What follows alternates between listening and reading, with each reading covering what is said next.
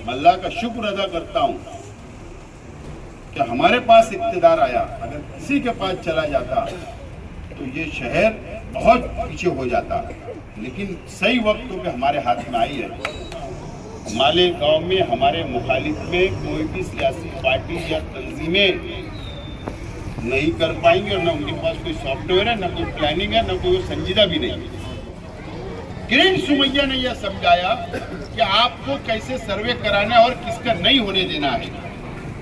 इस तरीके की उनको ट्रेनिंग दी गई बीजेपी के एमएलए लोगों को। अगर उनके हमारे खिलाफ कभी आदमी आएगा तो ये उसका हेल्प करेंगे, ये हमारी पॉलिसी रहेगी। हम सब की मदद करेंगे, शहर हमारा है। इलेक्शन होगा, देखा जाएगा। राजनीति, आंदोलन, किसान, करप्शन, गरीबी, इन सभी मुद्दों पर आवाज उठाएगा अब तक न्यूज इंडिया। सत्ता के आगे जब भी सवाल कमजोर पड़ने लग जाए तो सवाल उठाने पड़ते हैं। बोल के लफ्ज आजाद है तेरे, बोल के सच जिंदा है अब तक। अब हमारे पास वक्त बहुत कम बचेगा, ईद के बाद बहुत कम वक्त बचेगा, और इलेक्शन कमिश्नर ऑफ इंडिया ये एक आजाद है अदारा, लेकिन सरकार के दबाव में, सरकार का इन्वॉल्वमेंट है। सरकार जो बोलती है वो इलेक्शन कमिश्नर ऑफ इंडिया करता है, ये तो जग जाहिर है। मुल्क की अलग अलग सेकुलर पार्टियां जो अपोजिशन में, वो इस बात का खुला ऐलान करती है, आंदोलन करती है, एहतजाज करती है कि इलेक्शन कमिश्नर वन साइड काम करता है। अब मान के चलिए, हमको तो ये तो पता है कि 1 अप्रैल से उसकी शुरुआत हो रही है, लेकिन उसने ये नहीं बताया कि वो 1 महीने में सर्वे मुकम्मल करवाएगा कि 2 महीने में सर्वे। हो सकता है 1 ही महीने का टाइम दे। अनकम्प्लीट, मुकम्मल नहीं होगा सर्वे, और यादी डिक्लेयर कर दी जाएगी कि महाराष्ट्र का सर्वे कंप्लीट हो गया। और अगर हम सबूत नहीं पेश कर सके, सर्वे मुकम्मल नहीं करवा सके, फिर उस यादी में हमारा नाम नहीं होगा। दोस्तों और साथियों, मेरे पास मोबाइल में है, परसों की बात है। इसका परसों असेंबली हाउस के बाहर, परसों असेंबली हाउस के बाहर मीडिया का एक रूम होता है, ऐसा मंडप वगैरह लगा के पूरा मीडिया वहां होता है। किसी एमएलए को, मंत्री को, मुख्यमंत्री को अगर बयान देना है तो वहां आकर वो बयान दे सकता है। मैं एक प्रेस देख रहा था, किरण सुमैया और बीजेपी के कई एमएलए उसके साथ खड़े रहकर प्रेस कॉन्फ्रेंस कर रहे थे। प्रेस क्या थी? प्रेस ब्रीफिंग क्या थी?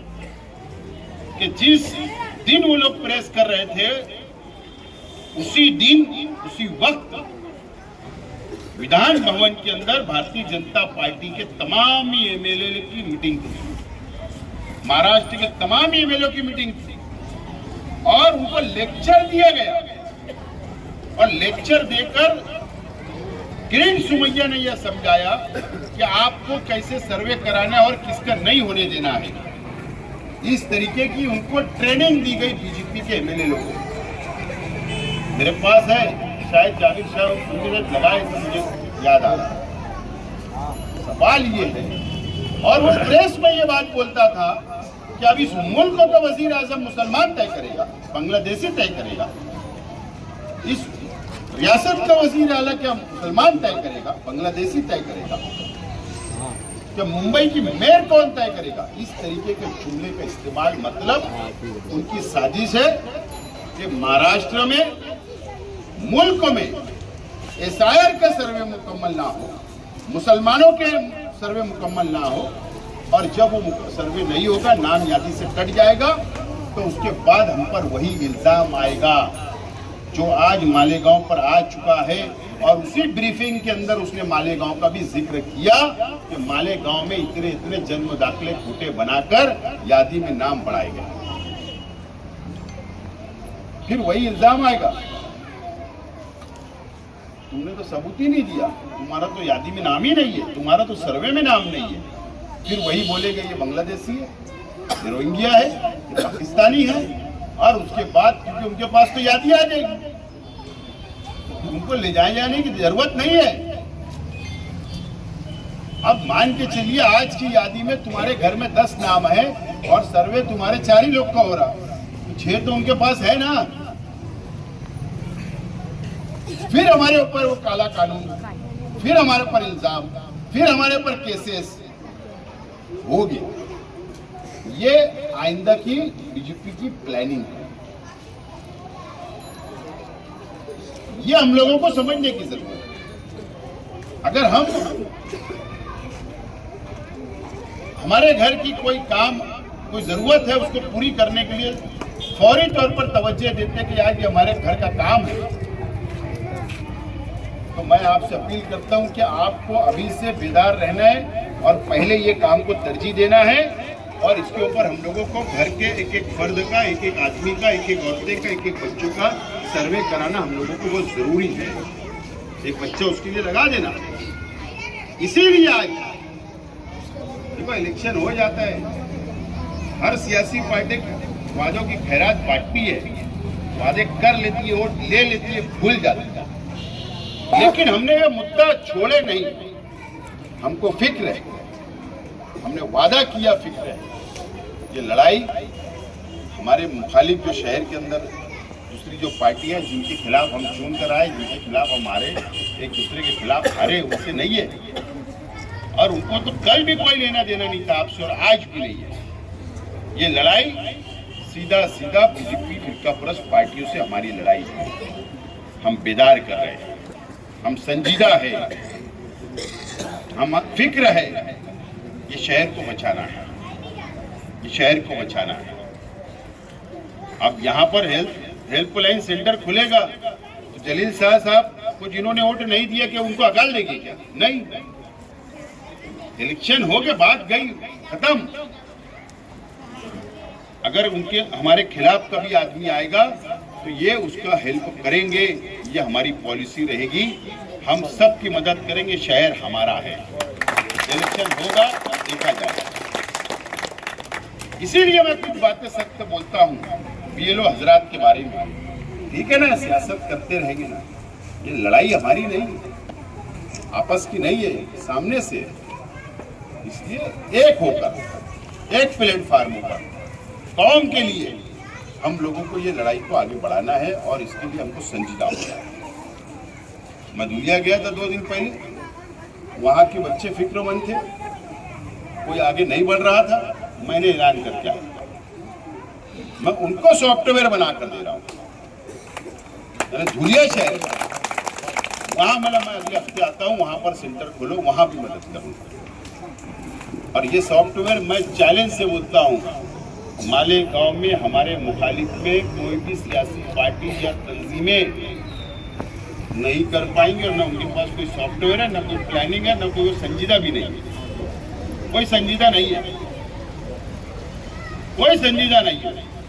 जब एसआईआर का सर्वे शुरू होगा तो सिर्फ अपील आएगी, ये तंजीम की तरफ से अपील, वो तंजीम की तरफ अपील, ये मस्जिद से ऐलान होगा, वो मदरसे से ऐलान होगा, बस हो गया, काम खत्म, जिम्मेदारी अदा।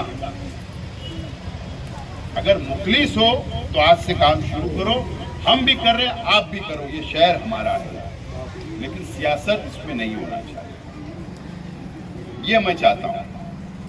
ये लड़ाई बहुत बड़ी लड़ाई है। उसके बाद अभी ये नहीं होगा, तुम्हारा अभी जनगणना का सर्वे हो रहा है, उसका भी प्रोग्राम डिक्लेयर हो रहा है। एसआईआर खत्म होगा, जनगणना होगा 25 साल के बाद। 2011 में हुआ था, नहीं, हाँ 2011 में हुआ था। अब जनगणना का सर्वे हो रहा है।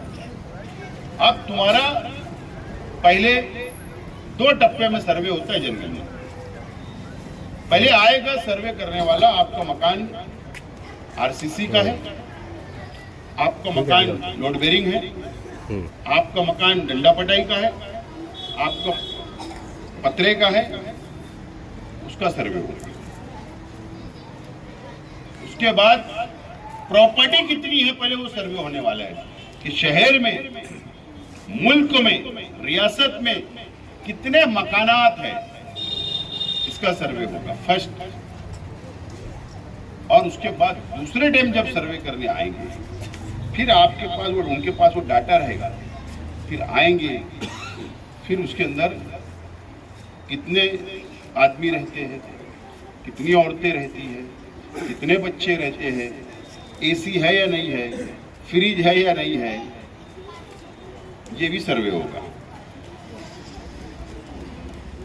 ये जनगणना का होगा। उसके बाद इस देश के अंदर हम कोई भी फिगर नहीं बोल पाता।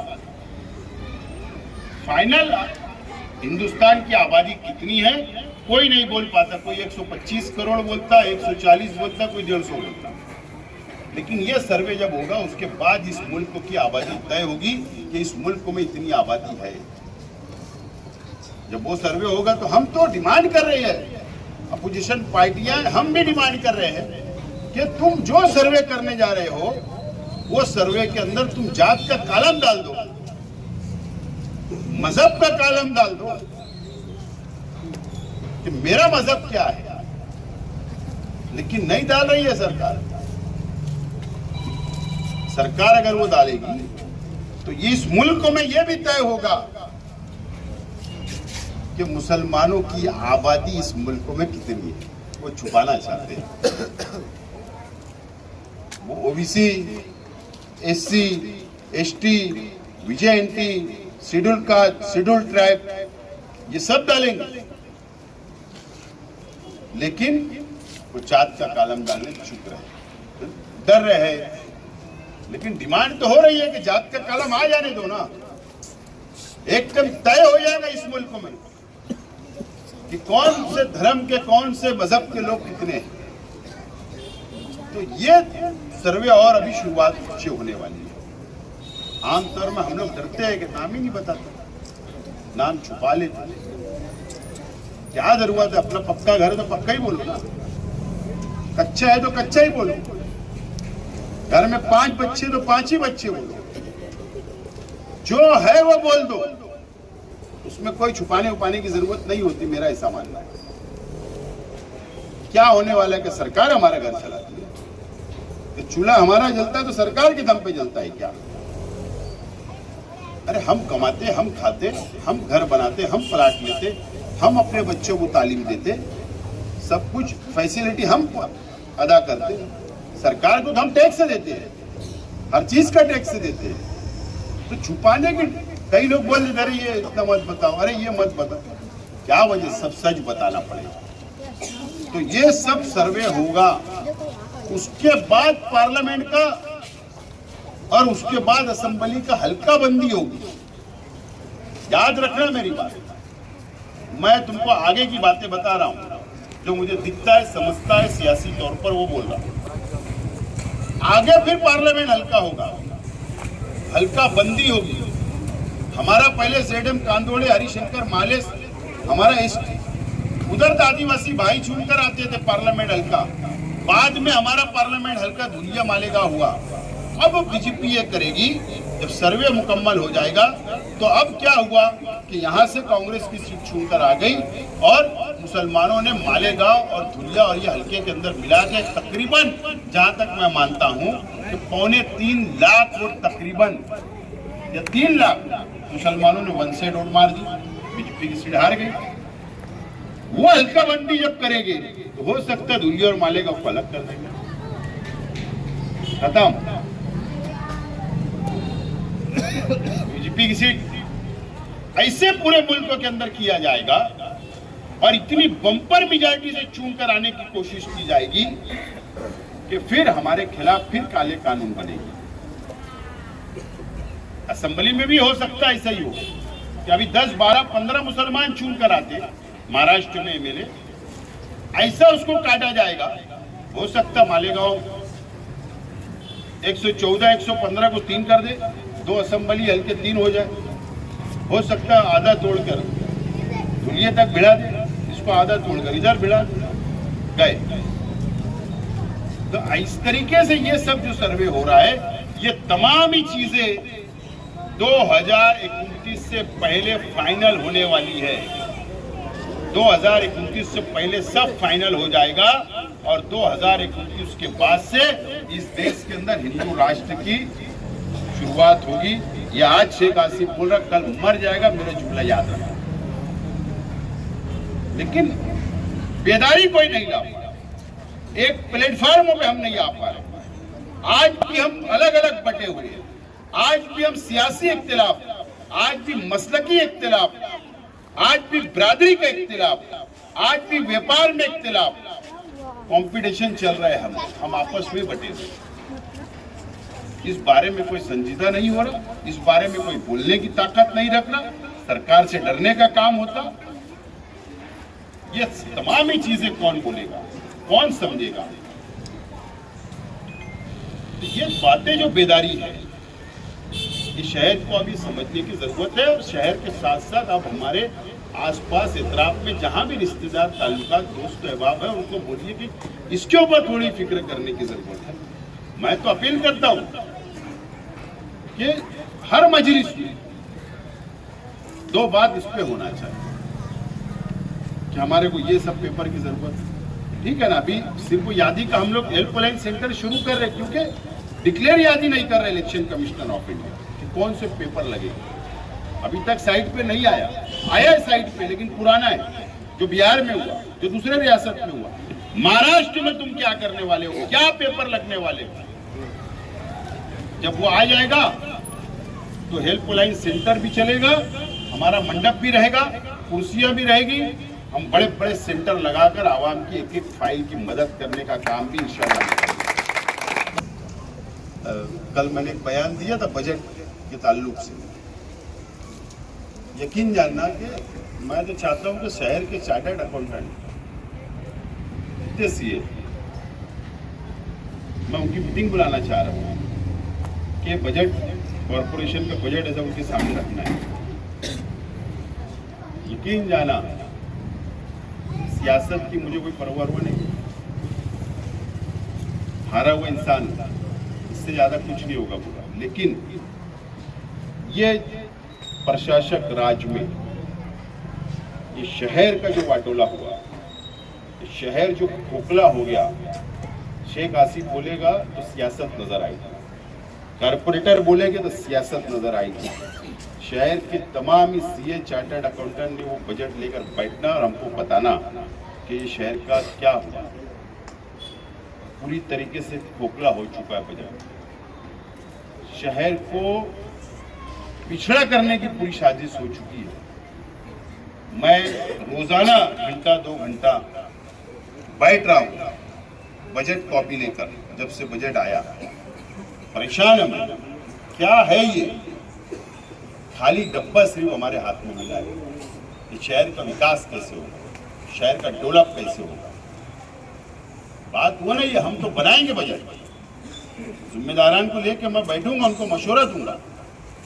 लेकिन जो साजिश रची गई थी, मैं अल्लाह का शुक्र अदा करता हूं कि हमारे पास इख्तिदार आया। अगर किसी के पास चला जाता तो ये शहर बहुत पीछे हो जाता, लेकिन सही वक्त पे हमारे हाथ में आई है और इंशाअल्लाह हम उसको बैठकर बहुत अच्छे ढंग से बनाने की कोशिश करेंगे। हमारे ओहदेदारान, मैं उनके पीछे खड़ा हूँ। ये शहर को हमको आगे ले जाना है। मैं भी यहाँ आया, लेट हो गया। मैं मेरे घर से निकला नूरबाग से, नए ताज मॉल के पास ट्रैफिक में जाम था। कहाँ तक जाम की ट्रैफिक? ब्रिज तक। मैं वापस रिक्शा पलटाकर आजाद गली से होता हुआ अंदर से आया।